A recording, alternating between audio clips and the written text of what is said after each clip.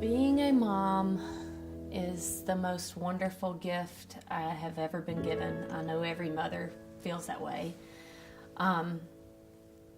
Being a mom to Brett is just the honor of my life. I cannot believe that God loves me enough that He picked me for her, or that He picked her for me. I cannot believe that He loves us that much, because she was so special and she just made me the best possible version of myself. Just want to become more than I ever planned to be.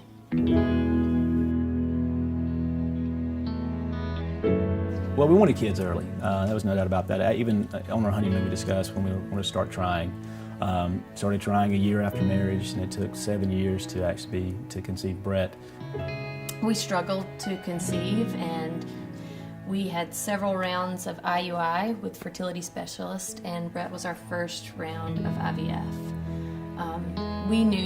We had a feeling that we would have a girl first, and even picked her name 5 years before we were expecting her, and just had all the aspirations in the world for her life and for all that she'd be able to accomplish. The day that we got our NIPS results back, I was very anxiously waiting by the phone, and our doctor called to apologize that he knew this was hard to hear, but that our baby had Down syndrome. And then he informed us that she was a girl. And it's just one of those things. I was completely uneducated. I like to say now, I was not lucky enough to be exposed to someone who had Down syndrome. I only knew what I thought they could not do. Honestly, one of the biggest regrets of my life is the time that I spent worrying about these things. She was going to be different, but in every perfect way possible. I adored every bit of her having Down syndrome. It was actually the same doctor that confirmed that we had Down syndrome. We went back and did another echo, and he said, I think there could be a possible complete ABSD, but I'm not real sure. And very common amongst children with Down syndrome. And we went through, and basically the ABSD is, instead of 4 distinct chambers of the heart, there's you have 2. It's also known as AV canal defect.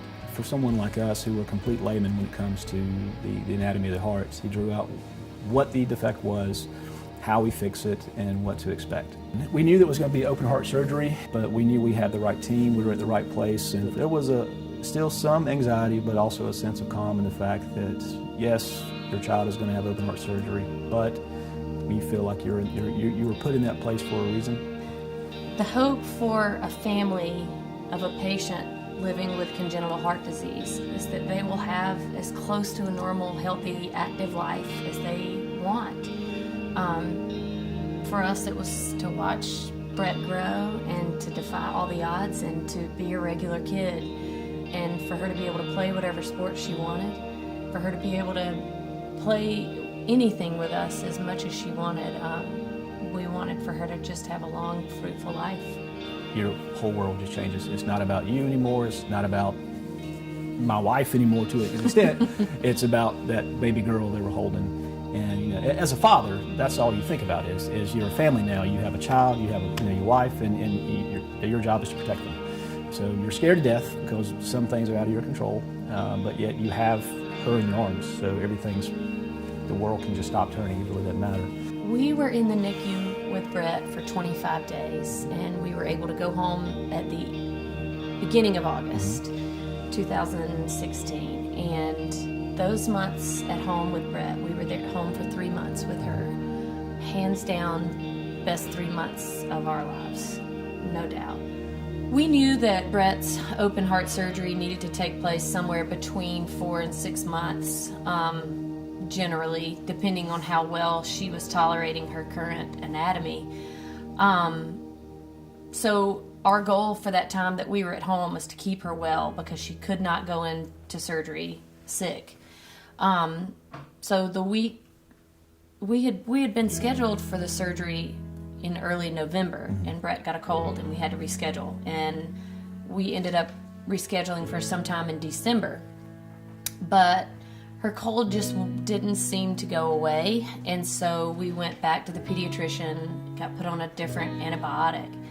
And November 14th, a Monday, we were home, and Brett's breathing was very labored that day. And she started grunting, and I wasn't comfortable with it. And so Bo came home, and I told him, I can't stay here and watch her work this hard to breathe. We called the cardiologist, who told us, yes, come on, and we went to Vanderbilt. We knew what was coming at 6 in the morning. We knew.